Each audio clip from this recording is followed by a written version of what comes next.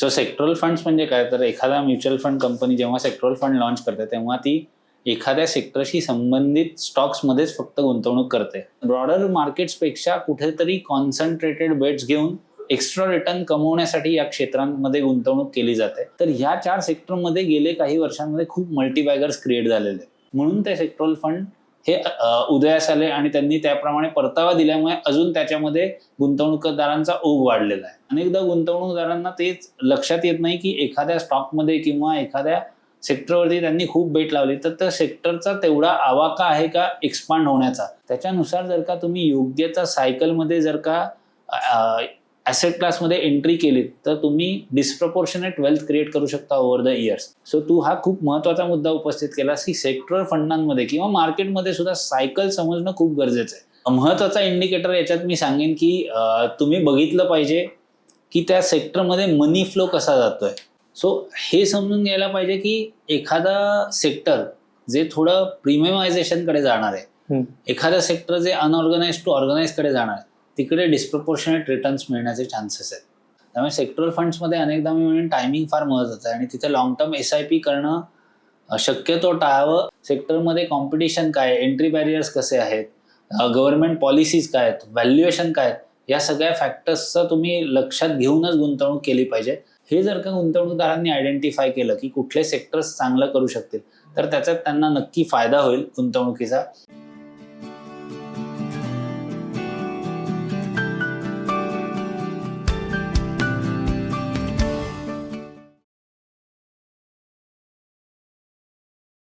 बरोबर 6 वर्षांपूर्वी म्हणजे कोविडमध्ये जशी अभूतपूर्व परिस्थिती आलेली तशीच काहीशी परिस्थिती आता येऊ घातली आहे का सध्याच्या जागतिक घटनांमुळे, असा सध्या प्रश्न आहे. आणि मग जर असा प्रश्न असेल तर मग अशा वेळेला ठराविक सेक्टर्समध्ये गुंतवणूक करणं हे फायदेशीर आहे का जोखमीचं आहे, का मंदीत संधी साधता येऊ शकते. तर या सगळ्या याच्यावर आजच्या भागात आपण चर्चा करणार आहोत. सेक्टोरियल फंड्सवर आपण बोलणार आहोत. विषय महत्त्वाचा आहे, शेवटपर्यंत नक्की बघा. नमस्कार, बिग बक्स पॉडकास्टमध्ये मी निरंजन मेढेकर तुमचं मनापासून स्वागत करतो आणि आपल्यासोबत आहेत बिग बक्सचे फाउंडर डिरेक्टर CA विपुल शहा. नमस्कार विपुल, पहिला नेहमीसारखा बेसिक प्रश्न, सेक्टोरियल फंड्स म्हणजे काय? म्हणजे एकाच उद्योग क्षेत्रावर कॉन्सन्ट्रेट करणं हे सध्याच्या स्थितीत किती शहाणपणाचं आहे? सो सेक्टरल फंड्स म्हणजे काय, तर एखादा म्युच्युअल फंड कंपनी जेव्हा सेक्टरल फंड लॉन्च करते तेव्हा ती एखाद्या सेक्टरशी संबंधित स्टॉक्समध्येच फक्त गुंतवणूक करते. मग आता for example banking sector fund तो फक्त बँकांमध्ये गुंतवणूक करेल. आता त्याच्या अगेन्स्ट जर का मी ती थोडी थीम वाढवली किंवा याच्यात अजून अलाइड 2-4 सेक्टर्स ॲड केली तर ती बँकिंग अँड फायनान्शियल सर्व्हिसेस नावाची थीम बेस्ड फंड होऊ शकतो. किंवा आपण इन्फ्रास्ट्रक्चर नावाची थीम घेतली तर इन्फ्रास्ट्रक्चरमध्ये रोड, रेल्वेज, त्याच्यानंतर टेलिकॉम, अगदी त्याला फायनान्स करणाऱ्या फायनान्शियल कंपन्या, ह्या सर्व गोष्टींचा अंतर्भाव होऊ शकतो. सो फक्त आणि फक्त एखादा कॉन्सन्ट्रेटेड थीम असेल किंवा एक कॉन्सन्ट्रेटेड सेक्टरवरती तुम्ही बेट लावत असाल तर तो सेक्टरल फंड होतो. आणि तुम्ही एक थीम जी थोडी रिलेटेड आहे तर त्याच्यावरती 3-4 सेक्टर्स अंतर्भूत केलं तर थीमॅटिक फंड असं म्हटलं जातं. सो सेक्टर किंवा थीमॅटिक फंड्स यामध्ये गुंतवणूक कशासाठी केली जाते, तर बेंचमार्कपेक्षा म्हणजे ब्रॉडर बेंचमार्क ज्याला आपण आपल्या केसमध्ये निफ्टी 50 म्हणून, तर ब्रॉडर मार्केट्सपेक्षा कुठेतरी कॉन्सन्ट्रेटेड बेट्स घेऊन एक्स्ट्रा रिटर्न कमवण्यासाठी या क्षेत्रांमध्ये गुंतवणूक केली जाते. आणि त्याचा एक प्रकारे फायदा पण अनेक ॲसेट मॅनेजमेंट कंपन्यांना भूतकाळात झालेला आहे. ज्यांनी स्पेसिफिक सेक्टरल फंड्स लॉन्च केले त्यांना त्या सेक्टर फंडांमध्ये निफ्टी 50 किंवा ब्रॉड बेस्ड मार्केटपेक्षा जास्त परतावा मिळालेला आहे. आणि ह्याच्यात महत्त्वाचं काय आहे, मग निफ्टीचं कॉम्पोजिशन आता निफ्टी 50 आहे जो आपण वाईडली ट्रॅक केला जातो भारतात, तर त्याचं कॉम्पोजिशन बघशील तर आज त्याच्यात 36% बँकिंग अँड फायनान्शियल सेक्टरचंच वेटेज आहे. मग त्याच सेक्टरवरती जर का तुम्ही कॉन्सन्ट्रेटेड बेट लावली आणि त्यांनी निफ्टी 50ला आउट परफॉर्म केलं तर तुम्हाला चांगला परतावा मिळू शकतो. हे जर का एखाद्याने हेरलं आणि तो त्याच्यात सक्सेसफुल झाला तर त्याला निफ्टी 50पेक्षा जास्त परतावा मिळणार आहे. म्हणून मग बँकिंग सेक्टर्स किंवा बँकिंग अँड फायनान्शियल सर्व्हिसेस या थीम्स उदयाला आल्या. निफ्टी 50चं कॉम्पोजिशन बघशील तर आज भारतात 36% बँकिंगमध्ये, 10% IT मध्ये, ज्याच्यात इन्फोसिस, TCS सारखे दिग्गज आहेत, 10% ऑइल अँड गॅस म्हणजे प्रिडॉमिनेटली फक्त रिलायन्सच याच्यात इन्व्हॉल्ड आहे. 6% ऑटो आणि फार्मा आहे, 6% FMCG आहे. सो ह्या मध्ये जर का बघितलं आपण तर रिलायन्स इंडस्ट्रीज मी बाजूला ठेवलं तर बँकिंग, IT आणि हेल्थकेअर आणि ऑटो ह्या 4 सेक्टर्सच टोटल कॉम्पोजिशन हे जवळपास तू बघशील 6×6 12, 12×10 22 आणि 36 जवळपास 58 ते 60%. म्हणजे फक्त 4 सेक्टर 60% कॉन्ट्रीब्युट करतात. मी इथे का सांगतोय तर ह्या 4 सेक्टरमध्ये गेले काही वर्षांमध्ये खूप मल्टीबॅगर्स क्रिएट झालेले आणि मग या सेक्टर्सवरती बेट लावून खूप पैसा बनलेला आहे. त्यामुळे तू बघशील की बाजारात कसं आहे की बँकिंग अँड फायनान्शियल सर्व्हिसेसवरती हायएस्ट फंड्स आहेत, फॉलोड बाय एकेकाळी जेव्हा टेक बबल क्रिएट झाला होता तेव्हा टेक्नॉलॉजी फंड्स लॉन्च झाले होते. सो तुला टेक्नॉलॉजी फंड्स पण दिसतील. मग हेल्थकेअर, फार्मा आणि हेल्थकेअर, कारण नंतरच्या दशकांमध्ये बूम आली फार्मा आणि हेल्थकेअरमध्ये, मग फार्मा आणि हेल्थकेअरचे फंड्स पण तिथे तुला दिसतील. सो हे का दिसतात तर त्या सेक्टरमध्ये पोटेन्शियल दिसलं आणि त्यांनी रिटर्न्स पण जनरेट जास्त केले निफ्टी 50 पेक्षा, म्हणून ते सेक्टरल फंड हे उदयास आले आणि त्यांनी त्याप्रमाणे परतावा दिल्यामुळे अजून त्याच्यामध्ये गुंतवणूकदारांचा ओघ वाढलेला आहे. निश्चितच. फक्त आता मुद्दा हाच येतो की एकाच सेक्टर मध्ये गुंतवणूक केल्यामुळे जोखीम किती वाढते, म्हणजे जी कॉन्सन्ट्रेशन रिस्क आपण म्हणतो तर ती प्रिडॉमिनंटली येते. नक्कीच येणार, कारण तू एकाच थीमवरती बेट लावून आहेस किंवा एकाच सेक्टरवरती बेट लावून आहेस तर तुला त्याच्यामध्ये जोखीम तू नक्की जास्त पत्करतोयस. महत्वाचं काय, एखाद्या सेक्टरमध्ये आपण गुंतवणूक करतो तेव्हा ते पॉलिसी सेन्सिटिव्ह म्हणजे गव्हर्नमेंट पॉलिसी ओरिएंटेड आहे का हे बघणं गरजेचं आहे. त्या व्यतिरिक्त त्या सेक्टरचं व्हॅल्युएशन महत्वाचं आहे आणि त्या सेक्टरचा स्कोप म्हणजे त्या सेक्टरमध्ये तेवढा मार्केट कॅप क्रिएट होऊ शकते का हे खूप महत्वाचं आहे. अनेकदा गुंतवणूकदारांना तेच लक्षात येत नाही की एखाद्या स्टॉकमध्ये किंवा एखाद्या सेक्टरवरती त्यांनी खूप बेट लावली तर त्या सेक्टरचा तेवढा आवाका आहे का एक्सपांड होण्याचा, स्केलेबिलिटी आहे का. सो तू बघशील तर 90च्या दशकात IT सनराईज सेक्टर होतं आणि ते आज बिलियन्स ऑफ डॉलर्सचा एक्सपोर्ट करतात सर्व्हिसेसचा आणि तेवढा त्याचा आवाका होता. त्यामुळेच IT मध्ये मल्टीबॅगर्स क्रिएट झाले. आधी इन्फोसिस 93 साली बाजारात आला आणि तेव्हा अंडर सबस्क्राईब झाला होता. इनाम मर्चंट बँकर्स होते, पण आज अखेरीस जर का परतावा बघशील तर वार्षिक 35 ते 40% परतावा गेले जवळपास 93 सालापासून 26 म्हणजे 33 वर्षांचा परतावा हा एखाद्या व्यावसायिकाला स्वतःच्या व्यवसायामध्ये देखील मिळणार नाही असं मी गमतीने म्हणतो. इतकी वेल्थ इन्फोसिसनी क्रिएट केली आहे. तसंच तू बघशील तर 2000च्या दशकात प्रायव्हेट बँकांनी त्या आणि NBFCनी त्या प्रकारची वेल्थ क्रिएट केली का तर दरवर्षी त्यांची बॅलन्स शीट ते 30% एक्सपांड करू शकले. म्हणजे त्यांना तसं लिव्हरेज मिळालं. 10% स्वतःची इक्विटी आणि 90% बॉरोड कॅपिटलवरती हा व्यवसाय एक प्रकारचा उभा असतो आणि त्या लिव्हरेजवरती आणि बॅलन्स शीट एक्सपांड करत गेल्यामुळे 2000च्या दशकात बँकांमध्ये मल्टीबॅगर्स क्रिएट झाले. त्याच वेळेस तू बघशील तर फार्मामध्ये आणि इव्हन ऑटोमध्ये तिथेही मल्टीबॅगर्स क्रिएट झाले का तर कन्झ्युमरिझम वाढलं तसं बँक्स आणि ऑटो या क्षेत्रांना फायदा झाला आणि जसा हेल्थकेअर अवेअरनेस वाढला तसा फार्मामध्ये पण ह्यूज वेल्थ क्रिएटर्स झाले, मल्टीबॅगर्स क्रिएट झालेले आहेत आणि कन्झ्युमरिझम वाढलं त्याचा एक कन्झ्युमर ड्युरेबल्स म्हणू किंवा तू बघशील तर बिल्डिंग कन्स्ट्रक्शन मटेरियल सप्लाईजमध्ये पण मल्टीबॅगर्स क्रिएट झाले. सो त्या सेक्टर्सनी प्रचंड मल्टीबॅगर्स तुला त्या काळात दिले. मग पायाभूत सुविधांमध्ये गुंतवणूक करणारे सेक्टर्समध्ये कदाचित तेवढा परतावा मिळाला नाही किंवा सायक्लिकल सेक्टर्स असतात काही जसे मेटल्स, ह्याच्यात मल्टीबॅगर्स आयुष्यभरासाठी प्रचंड वेल्थ क्रिएट करण्याची कदाचित तेवढी क्षमता नाही जेवढी इतर क्षेत्रांमध्ये ती बनली. अर्थात आयुष्यभर तर कुठलाच सेक्टर देणार नाही, त्याचा एक काळ असतो त्या सेक्टरचा.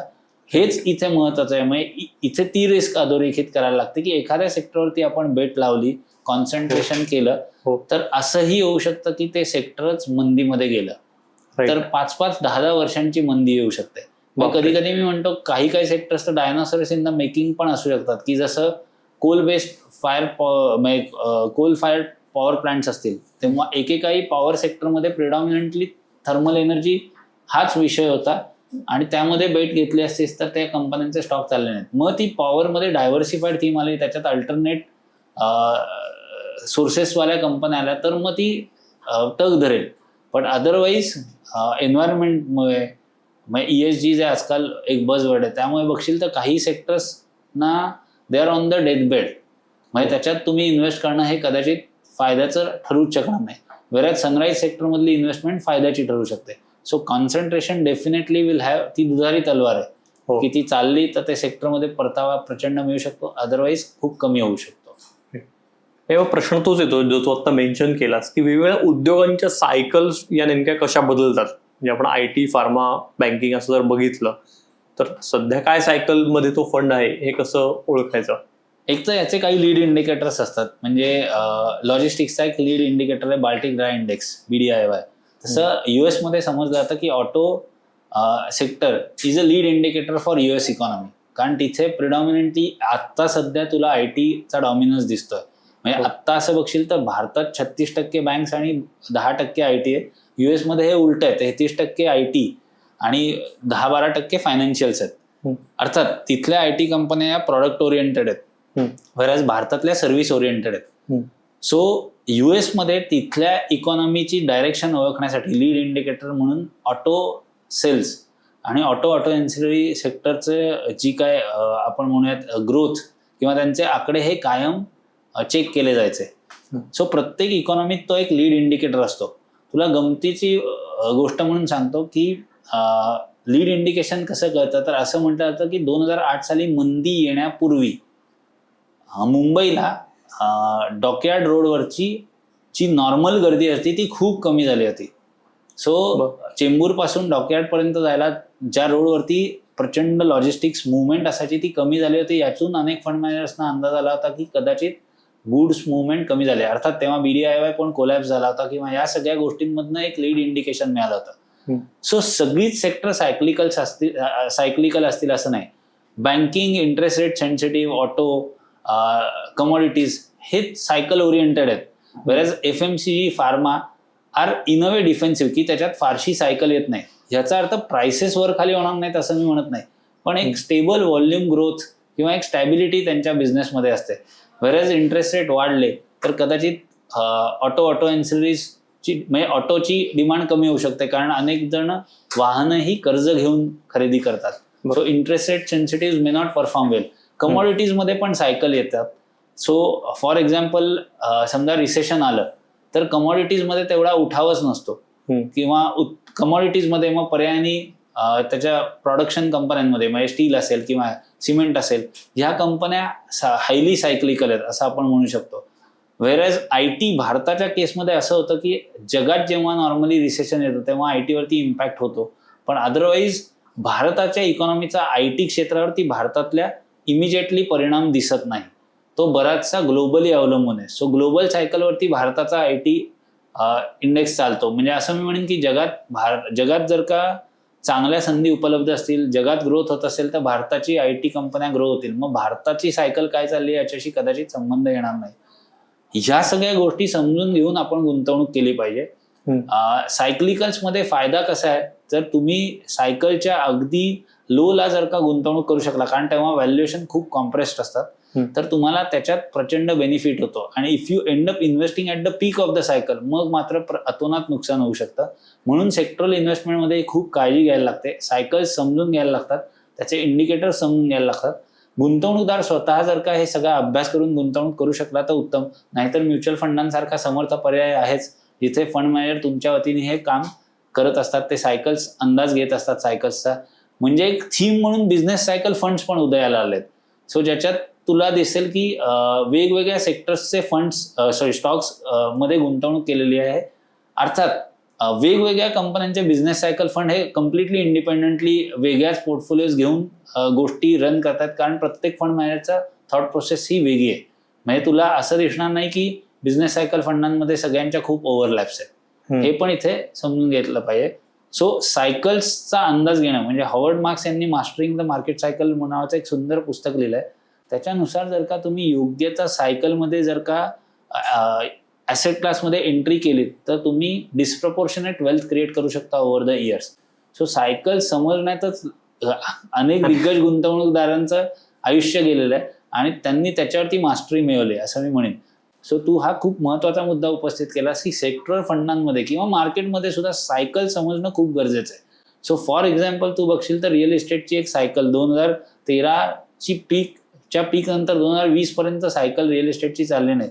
पण आणि अनेकांनी त्याच्यात गुंतवणूक केली नाही त्या काळात. म्हणजे 13 ते 20 ज्यांना रिटर्न मिळाला नाही त्यामुळे 20 मध्ये कोणी गुंतवणूक केली नाही, पण सायकल टर्न झाली. सो ज्यांनी 20 साली रिअल इस्टेट घेतली असेल, आज तू बघशील अनेक जण त्याच्यात प्रॉफिटमध्ये. पुण्यातल्या क्षेत्रात, पुण्यासारख्या शहरात तर नक्कीच 20 कोविडच्या आसपास ज्यांनी गुंतवणूक केली त्यांना चांगला परतावा मिळालेला आहे. सो सेक्टरमध्ये ते आयडेंटिफाय करणं खूप गरजेचं आहे. राईट.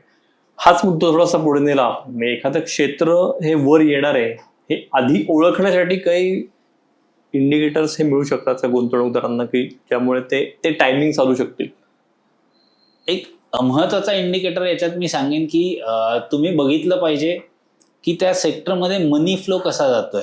म्हणजे एक smart money moves earlier into the sector which is about to recover. म्हणजे पीटर लिंच यांनी 1 अपॉन वॉल स्ट्रीट नावाचं एक पुस्तक लिहिलं, त्याच्यात त्यांनी गुंतवणुकीवरती छान भाष्य केलंय. त्याच्यानुसार काही टर्नअराउंड स्टोरीज असतात, तसं सेक्टर्समध्ये पण टर्नअराउंड येतो. आणि बिझनेस सायकल म्हणजे अनेकदा हे मी सांगितलं की 3 महत्वाच्या गोष्टी आयुष्यात या सर्टन आहेत. म्हणजे नॉर्मली आपण स्पिरिच्युअलिटीमध्ये म्हणतो किंवा आहे की डेथ इज सर्टन, तसं देशाच्या इकॉनॉमीसाठी आपण म्हणतो टॅक्सेस आर सर्टन. तसंच मार्केट्समध्ये बिझनेस सायकल्स आर सर्टन. म्हणजे दॅट इज गॅरंटेड की सायकल्स येत राहणार आहेत आणि तुमच्याकडे सायकल्स येत असणार तर त्याचे लीड इंडिकेटर तुम्ही जज केले पाहिजेत, जे प्रत्येक सेक्टरला आहेत, प्रत्येक गोष्टीमध्ये. सो इकॉनॉमीसाठी जसं ऑटो वापरला जातो तसं तू बघशील की साखरेसाठी अगदी शुगर पण हे पण एक सेक्टर आहे, त्याच्यात पण एक सायकल येते. क्रॉप पॅटर्नची एक सायकल आहे, किंवा सिमेंट आणि रिअल इस्टेट कन्स्ट्रक्शन रिलेटेड यांच्यामध्ये पण सायकल आहे, ती रिअल इस्टेटच्या गोष्टींवरनं दिसते. मग हे कुठून कळतं तर US मध्ये होम सेल्सचा डेटा ट्रॅक केला जातो. सो तसा भारतात अजून या गोष्टी डेव्हलप व्हायच्या आहेत, हळूहळू या गोष्टी होतील. पण US मध्ये म्हणजे पेरोल्स किंवा एम्प्लॉयमेंट डेटा हा पण एक इंडिकेटर म्हणून ट्रॅक केला जातो. सो भारतात अजून त्या गोष्टी तेवढ्या मी म्हणेन स्टॅटिस्टिकली ती इन्फॉर्मेशन डिसिमिनेट होत नाही. पण गुंतवणूकदारांना ते करायचं असेल तर त्यांनी स्वतःहून काही स्टडी करावा. CMIची खूप डेटा येतो, त्याच्यात अनेक गोष्टी क्लिअर केल्या जातात. सो त्या पब्लिकेशन्सना तुम्ही सबस्क्राईब करू शकता. अगेन याच्यात माझं म्हणणं आहे की असा डेटा किंवा RBIचे रिपोर्ट्स पण खूप एक्सटेन्सिव्ह आहेत. मिनिस्ट्री ऑफ स्टॅटिस्टिक्सचे रिपोर्ट्स पण तुम्ही बघू शकता. या सगळ्या रिपोर्ट्समधून तुम्हाला इकॉनॉमी कुठे चालली हे कळतं आणि त्याप्रमाणे तुम्ही त्या सेक्टर्समध्ये बेट लावू शकता. सेक्टर रिपोर्ट्स क्रिसिल सारख्या संस्था देखील काढतात आणि त्याच्यातनंही सायकल्सचा अंदाज येतो. गुंतवणूकदारांना हे करणं थोडं अवघड आहे, कारण एवढ्या व्हास्ट रिसोर्सेसचा स्टडी करणं आणि त्यांना सबस्क्राईब करणं हे चॅलेंजिंग आहे. म्हणून फंड मॅनेजर्सच्या माध्यमातून तुम्ही तिकडे लक्ष दिलं तर या गोष्टी थोड्या सोप्या जाऊ शकतात. नॉर्मली तुम्ही काय बघितलं पाहिजे की सेक्टर रिरेट होऊ शकतं का, म्हणजे त्याची प्रॉफिटेबिलिटी एक्सपांड होऊ शकते का आणि त्याचा PE पण रिरेट होऊ शकतो का, हे बघणं खूप गरजेचं आहे. नॉर्मली सायकल्स कशा जज होतात तर typically end of the cycle, समजा रिसेशनरी सायकल आहे तर ती एंड होताना काय होतं तर ऑलमोस्ट बिझनेसेस कोलॅप्स होतात. म्हणजे ते bigger names in the market fail. असं अनेकदा झालंय की मंदी कधी मी म्हणेन की मार्केटचा लो कधी हिट होतो तर अनेकदा काही मोठ्या कंपन्या जेव्हा बस्ट होतात दॅट बिकम्स, कारण तेव्हा investor sentiment is at the lowest. कारण अनेक चांगल्या कंपन्या फेल झालेल्या असतात आणि तिथून मग तो टिपिंग पॉईंट असतो रिव्हर्सलचा. सो ह्या गोष्टी तुम्ही बघितल्या पाहिजेत. मग याच्यात फायदा कसा होतो ते समजून घे. सो समजा मी आत्ता सायकलमध्ये गुंतवणूक करतो आणि लोएस्ट पॉसिबल सायकल आहे, तर काय होतं तर नॉर्मली माझी 100 गोष्टी प्रोड्यूस करण्याची कपॅसिटी असेल तर लोला डिमांडच कमी असते, त्यामुळे मी 20च गोष्टी प्रोड्यूस करत असतो. पण हे करत असताना मला फिक्स्ड एक्सपेन्सेस तर आहेत. हो. सो साधारण 20% माझी आता कपॅसिटी युटिलाइज होत होती, रिसेशन होतं, डिमांड कमी आहे. आता ते 40 वरती गेलं तर माझे फिक्स्ड एक्सपेन्सेस कॉन्स्टंट आहेत, पण आता सेल वाढलाय. हो. सो या प्रकारे जर का जात राहिलं तर माझं कपॅसिटी युटिलायझेशन जेव्हा वाढत जातं तेव्हा ऑपरेटिंग लिव्हरेज आम्ही ज्याला म्हणतो की फिक्स्ड कॉस्ट फटाफट कव्हर व्हायला सुरुवात होते. सो डीप रिसेशनमध्ये अशा सायक्लिकल्स किंवा कमॉडिटीज किंवा अशा बिझनेसेसमध्ये गुंतवणूक केली तर इन्व्हेस्टर्सना याचा प्रचंड नफा होतो. तसंच एक प्रकारे फायनान्शियल लिव्हरेज. सो सायकल्सनुसार तुम्ही योग्य प्रकारे फायनान्शियल लिव्हरेज घेतलं तर ते परत तुम्हाला फायद्याचं ठरू शकतं. सो सेक्टरल फंडांमध्ये या सायकल्स समजण्याचा किंवा लीड इंडिकेटर्सचा बेनिफिट घेऊन डिस्प्रपोर्शनेट पैसा बनवता येतो. अर्थात गुंतवणुकीचे दोन अप्रोचेस आहेत, एक टॉप डाऊन अप्रोच आणि दुसरा bottom up approach.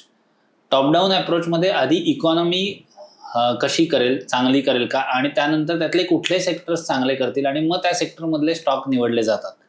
So sectoral फंडांमध्ये गुंतवणूक करताना बऱ्यापैकी हा काइंड ऑफ टॉप डाऊन अप्रोचच वापरला जाईल असं आपण म्हणायला हरकत नाही. सो गुंतवणूकदारांनी स्वतः यामध्ये पडण्यापेक्षा मी म्हणेन प्रोफेशनल्स थ्रू गेलेलं चांगलं, कारण गुंतवणूक हे फुल टाइम प्रोफेशन आहे. It is not a part time investment profession. सध्याची युद्धजन्य परिस्थिती जर आपण बघितली तर मग काही सेक्टर्स ही वर जाताना दिसत आहेत का, जसं की डिफेन्स किंवा मॅन्युफॅक्चरिंग? हो, नक्कीच. सध्याची युद्धजन्य परिस्थिती बघता आणि गेल्या 2-4 वर्षात जी काही जिओपॉलिटिकल सिच्युएशन आहे, म्हणजे फक्त अमेरिका आणि इराण हेच नाही तर रशिया युक्रेनमध्ये पण युद्धजन्य परिस्थिती आणि ह्या प्रकारच्या गोष्टी सतत घडत राहणार असं एकंदरीत दिसतंय. तर त्यामुळे डिफेन्स स्टॉक्सना किंवा डिफेन्स सेक्टरला नक्की एक प्रकारची मी म्हणेल की चालना दिसते. पण हे करत असताना व्हॅल्युएशन समजणं पण खूप गरजेचं आहे आणि तिकडे लक्ष देऊन तुम्ही गुंतवणूक केली पाहिजे. कारण 99 मध्ये असंच झालं होतं की टेक्नॉलॉजीमध्ये प्रचंड बूम आली होती आणि गमतीचा भाग म्हणून सांगतो की त्या काळी जो विप्रोनी हाय दाखवला होता स्टॉक प्राइसमध्ये, तो परत यायला 2019 उजाडला. म्हणजे त्या 20 वर्षांमध्ये विप्रोचे एम्प्लॉई स्ट्रेंथ, त्यांची कॉन्ट्रॅक्ट, त्यांचे सेल्स आणि त्यांचा रेव्हेन्यू, त्यांची प्रॉफिटेबिलिटी थाउजंड्स ऑफ टाइम वाढले, म्हणजे 1000 पट झाले असतील. तरी देखील स्टॉक प्राइस फ्लॅट राहिली कारण आधीच व्हॅल्युएशन खूप जास्त दिलं गेलं होतं. सो ह्या गोष्टी घडू शकतात. सो डिफेन्स ही चांगली थीम आहे. त्या व्यतिरिक्त मी म्हणेन की एक प्रकारचं आपण म्हणूयात की सेक्टरमध्ये गुंतवणूक करताना कुठल्या सेक्टरमध्ये कन्झ्युमरिझम वाढणार आहे, म्हणजे डिस्क्रिशनरी कन्झम्पशन जे आपण म्हणू, तिकडे फारसं मी म्हणेन की लक्ष द्यात नाही लोकांचं. पण प्रीमियमायझेशन ऑफ प्रॉडक्ट्स खूप घडतंय. म्हणजे काय तर फॉर एक्झाम्पल सांगतो की 2007 साली बुलेटची क्रेज नुकती येऊ घातली होती. आता बघशील तर गेल्या 15-20 वर्षात प्रचंड क्रेज वाढली. मग 7 साली या क्षेत्रातल्या किंवा टॉप एंड व्हेकल्सच्या क्षेत्रात असलेले स्टॉक्स जे कार्यरत असतील, मग त्या काही आयशर मोटर्स एक होता, तर त्यांनी मल्टीबॅगर रिटर्न दिलेले आहेत. सो हे समजून घ्यायला पाहिजे की एखादा सेक्टर जे थोडं प्रीमियमायझेशनकडे जाणार आहे, एखादा सेक्टर जे अनऑर्गनाइज टू ऑर्गनाइज कडे जाणार आहे, तिकडे डिस्प्रपोर्शनेट रिटर्न्स मिळण्याचे चान्सेस आहेत.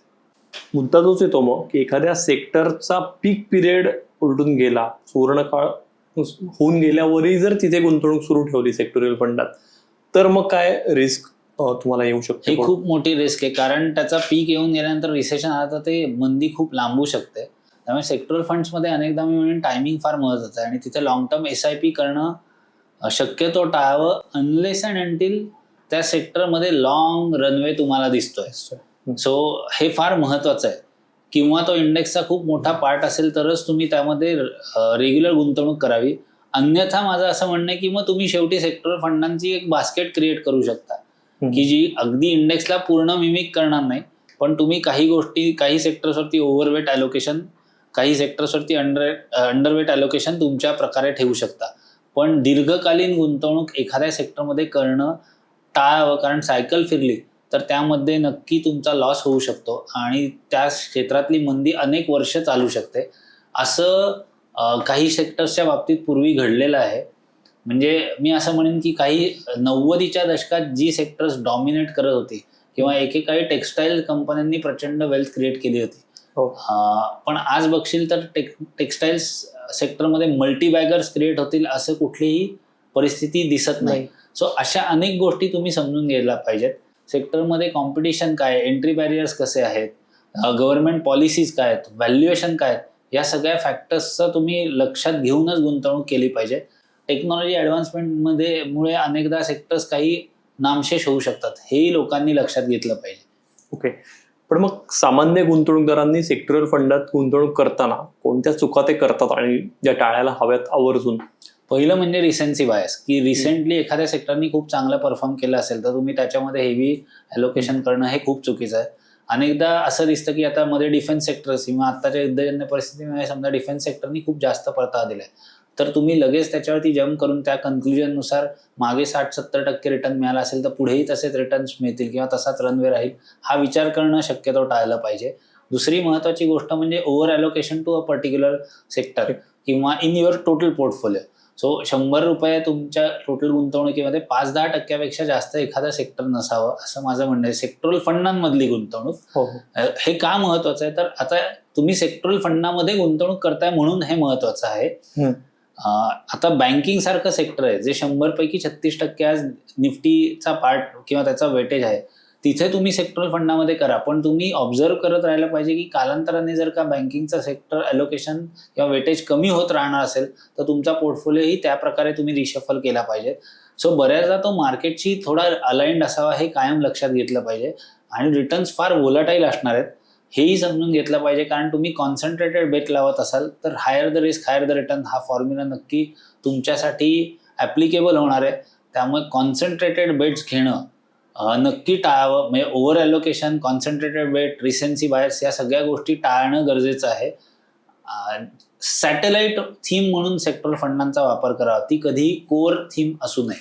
ओके, एक मुद्दा हा येतो मग की SIPच्या माध्यमातून गुंतवणूक करायची का टायमिंग बघून लमसम गुंतवणूक करायची? माझं असं म्हणणं आहे की व्हॅल्युएशन आणि ह्या सगळ्या पॅरामीटर्सचा जर का अभ्यास केला तर सेक्टरल फंडांमध्ये टायमिंग साधणं हे थोडं जास्त व्यवहार्य होऊ शकतं rather than running and SIP. जर का running rather than running SIP करायचीच असेल तर असे सेक्टर्स निवडावेत की जे मी म्हणतो असं 20-25 वर्षांचा क्लिअर पाथ दिसतोय. की फॉर एक्झाम्पल भारतात ऑटो इंडस्ट्री किंवा बँकिंग सेक्टरला अजून एक 15-20 वर्षांचा एक पाथ दिसतोय, तर त्यामध्ये गुंतवणूक करण्यास हरकत नाही. अर्थात हे रेकमेंडेशन म्हणून समजलं जाऊ नये, प्रत्येकाने स्वतःचा अभ्यास करावा. पण लॉंग रनवे दिसत असेल तर नक्की विचार करावा. आता फॉर एक्झाम्पल FMCG सारखा सेक्टर एकेकाळी चाललं, पण आता सगळ्यांच्याच बेसिक गरजा भागलेल्या आहेत. तर कन्झ्युमर स्टेपल्समध्ये आता सडनली खूप मोठा व्हॉल्यूम स्पाईक किंवा खूप प्राइस रिरेटिंग होणं किंवा PE रिरेटिंग होणं हे अवघड दिसत आहे. तर ह्या गोष्टी समजून गुंतवणूकदारांनी गुंतवणूक केली पाहिजे. आता आपण मे 2026 मध्ये बोलतोय, जागतिक स्थिती आपल्या सगळ्यांनाच माहिती आहे. तर मग अशा वेळेला जर मला या वर्षी पुढच्या 2-4 महिन्यात जर सेक्टरल फंडांमध्ये गुंतवणूक करायची असेल तर माझी स्ट्रॅटेजी काय असली पाहिजे? पहिलं मी म्हटलं तसं व्हॅल्युएशन. दुसरी गोष्ट काही 3-4 महत्वाच्या थीम्स आहेत तिकडे तुम्ही लक्ष दिले पाहिजे. की डिफेन्स सारखी थीम की याच्यावरती स्पेंडिंग वाढत राहणारच आहे. दुसरं महत्वाचं आहे की मी कायम हे सांगत आलेलो आहे की आत्तापर्यंत तुम्ही जे बघता ते बिझनेसेस हे टेक्नॉलॉजी प्रूफ आहेत का? हो, कारण टेक्नॉलॉजी इतकी पटापट चेंज होते की डेली गोष्टी बदलत आहेत. सो बेसिक इंडस्ट्रीजमध्ये किंवा ज्या टेक्नॉलॉजी प्रूफ असतील की ज्यांना हिट बसणार नाही अशा गुंतवणुकीकडे तुम्ही लक्ष दिलं पाहिजे.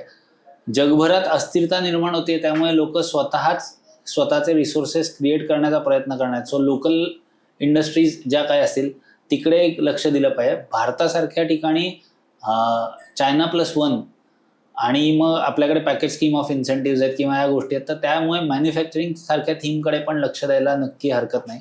ह्या काही ब्रॉडबेस्ड थीम घेऊन गुंतवणूक करणं आवश्यक आहे. पण हे गुंतवणूकदारांना स्वतःहून करणं खरंच जिकिरीचं असल्यामुळे त्यांनी म्युच्युअल फंडांसारखा समर्थ पर्याय निवडावा असा मी नक्की सल्ला देईन. आपण सेक्टोरियल फंड्सवर बोलतोय, तर मग असे कुठले सेक्टर्स आहेत की सेक्टरल फंड्स आहेत की ज्यांनी गेल्या काही वर्षात सातत्याने आउट परफॉर्म केलेलं दिसतंय आपल्याला? सो जसं मी म्हटलं असं त्याचं उदाहरण द्यायचं झालं तर 90s IT, 2000 मध्ये बँक्स, हेल्थकेअर, ऑटो. आता बघशील तर निफ्टीपेक्षा मग हेल्थकेअर, ऑटो आणि बँकिंग सेक्टर्सनी डिस्प्रपोर्शनेट रिटर्न्स जनरेट केले आहेत. मग लॅगार्ड्स काय आहेत तर काही कालावधीसाठी FMCG इज अ लॅगार्ड, म्हणजे त्यांनी निफ्टीपेक्षा कमी रिटर्न दिलेत. किंवा मेटल्सनी निफ्टीपेक्षा कमी रिटर्न दिलेत.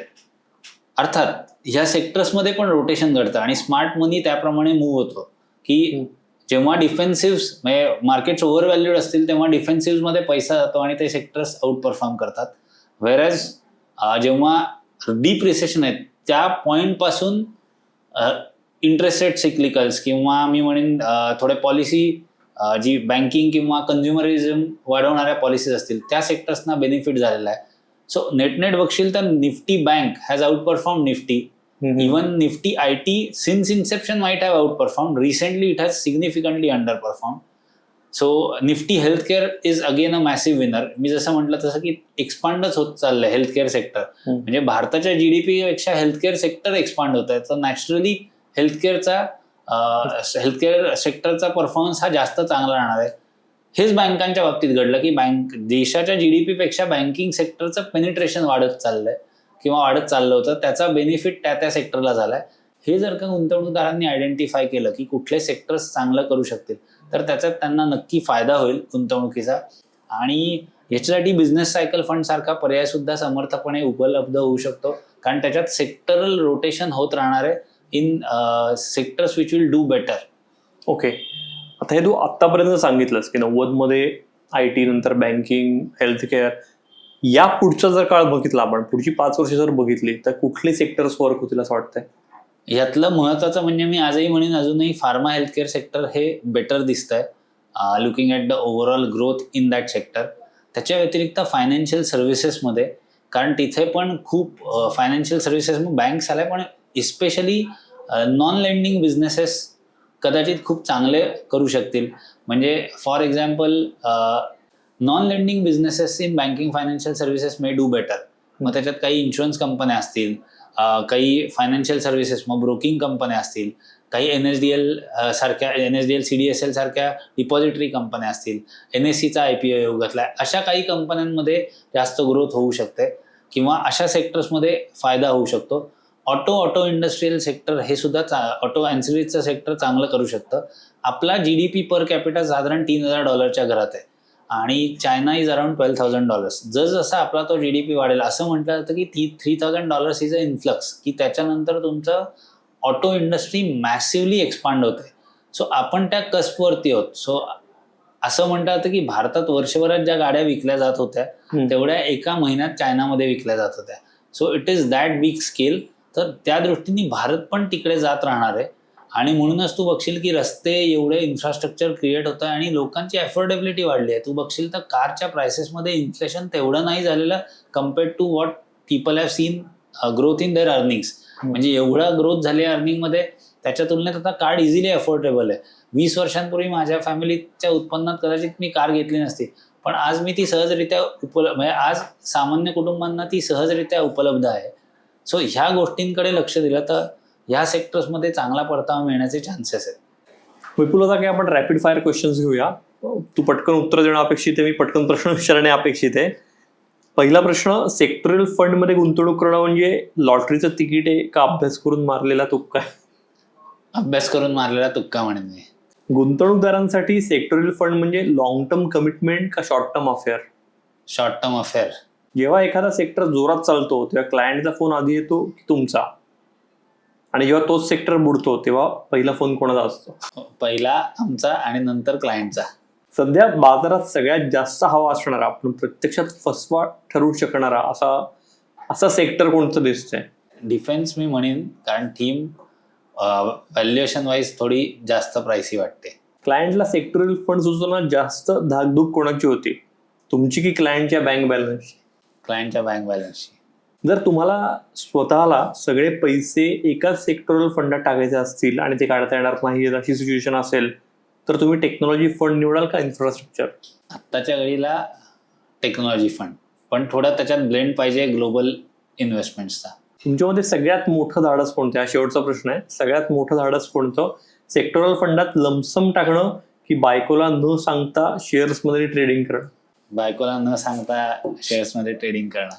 विपुल, thank you so much. Sectoral funds हा तसा निग्लेक्टेड टॉपिक आहे आणि आत्ताची तर अनेक जण म्हणतील तिकडे वळायलाच नको, पण त्याचं महत्त्व काय आहे आणि त्यात तू म्हणला तसं डिसप्रपोर्शनेट वेल्थ क्रिएट करण्याची ताकद कशी आहे हे तू अगदी सविस्तर एक्सप्लेन केलंस. तुम्हाला हे सगळ्यांना जर हा एपिसोड बघून काही शंका असतील, काही प्रश्न असतील, आम्हाला नक्की विचारा. तसंच थीमॅटिक फंड्सवर आपण एक वेगळा एपिसोड केलेला आहे.